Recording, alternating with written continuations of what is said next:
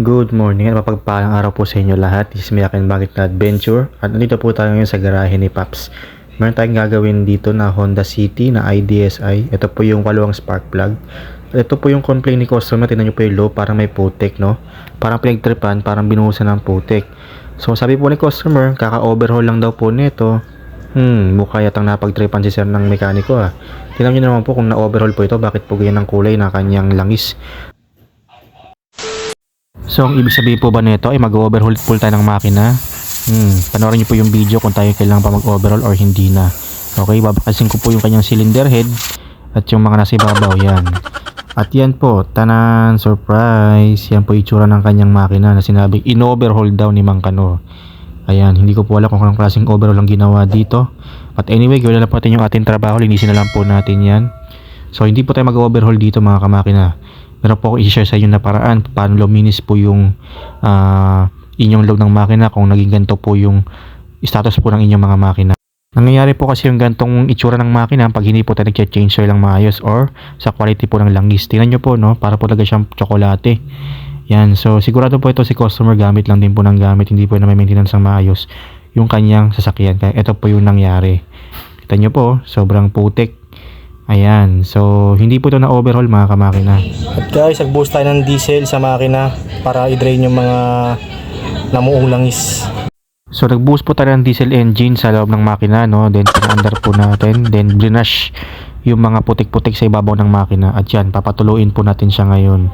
Okay, so ayan po yung pinakamagandang paraan, diesel engine. Ito po yung mga old school na ginagawa ng mga mekaniko. Hanggang sa ngayon ay effective pa rin naman. Ayan, so gagawin pa rin ang gagawin hanggang sa lumino na lumino yung makina. At yan po yung aking blinash na makina, di ba? Hindi natin kailangan mag-overhaul. Nakuha po sa tamang linis lang at syaga. Ayan, napakalinis po, di ba? Ayan, so hindi pa natin kailangan mag-overhaul. Ayan, so kailangan natin linisin mabuti at tiyagain na brushin. At yan po, ito yung pinakakulay talaga ng valve cover nyo na. Yan na po yung pinakamancha talaga. Hindi po matatanggal talaga yan mga kamakina. After na po natin malinis yung kanyang ibabaw, yan, binalik ko na po yung valve cover at inassemble na po yung makina. Magbubuhos tayo ng diesel engine. Bali 3 liters po ang binuhos natin dyan. Take note, diesel po yan ha. Hindi po yan langis. Tsaka pwede siya papaanda rin para ma-wash out yung mga natirang sludge dun sa loob ng makina.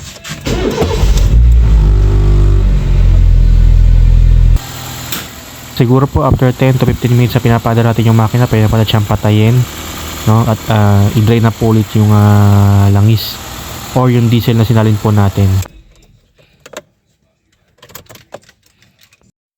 So yan, silipin po natin yung loob ng makina kung lumino na po siya. Ayan, medyo lumilinaw na po yung loob ng makina. Tingnan natin yung dipstick, no? At i-drain po natin yan. So ulitin na po natin yung process na yan hanggang sa lumino ng lumino po yung diesel. After po nyan, magkasalin na po tayo ng langis, no? Magpa-flashing na po tayo ng engine oil para yung natirang residue ng diesel mawala po dun sa loob ng makina. Kaya hinahanginan po natin yung loob para matanggal din po yung mga residue ng diesel at may buga sa baba, no? At siya magkasalin na po tayo ng langis. 3 litro lang po yung sasalin po natin, no? Tapos mag-flash po tayo ulit, then nato 3 liters po ulit para hanggang sa luminaw nga po, yun nga po. Paulit-ulit na po yung process po na yan hanggang sa gumanda yung status ng itsura ng makina.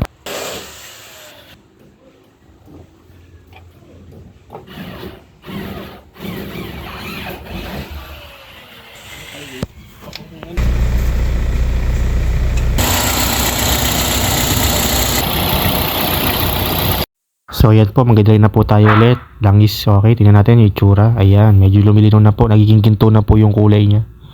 Yan, ulitin na po tayo ng ulitin yan, no? Hanggang sa lumino na yung itsura ng kanyang langis. At magkasalin po ulit tayo, magpa-flashing na po ulit tayo, okay? Dapat pa dito mga kamakina, ipababa ko po yung kanyang oil pan para malinisan yung strainer at yung oil pan na rin. Kaso po medyo matigas talaga yung kanyang oil pan, no? Dikit na dikit po dun sa may sealant niya. At nagwo-worry kami baka mapagsikwat po namin magkaroon na mabiyak po yung oil pan. Take note po, no, aluminum po yung kanyang oil pan kaya alanganin po pag sinikwat po natin ito at pinilit. Pag nabiyak po ito, sigurado abono po nga abutin natin. Okay na din po talagang isama na ipaba ang oil pan at para malinisan yung kanyang strainer sa ganitong klase ng paggagawa ng makina. Yan na po yung pinaka final round na ginawa po namin dito sa sasakyan po ng ating customer. Then after po yan, magsasalin na po tayo ng bagong langis. Okay, so tingnan po natin, obserbahan yung itsura ng kanyang langis ngayon. Ayan oh, medyo malino na po ngayon.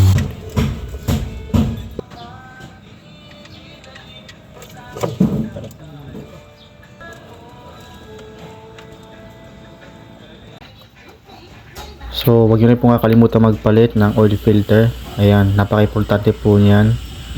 Siyempre, pagkapalit po ng ating bagong oil filter, wag nyo kalimutan yung kanyang tamang higpit. Okay, tapos magsasalin na po tayo ng ating Polytron Top Choice 10W30. Ayan, ang mas pinalakas at mas pinatibay po sa makina ng Honda City ni customer. Ayan, so maganda na po ang kalalabasan ng kanyang takbo ng makina po nito, no? Then ilo-road test na po natin.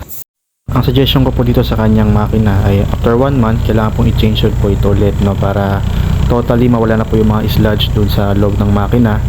Okay, so yun po. At ito po yung shortcut para hindi po mag-overhaul tayo ng makina, no? Pag kasi sa iba pong shop yan, sigurado overhaul. Okay, ride safe and God bless.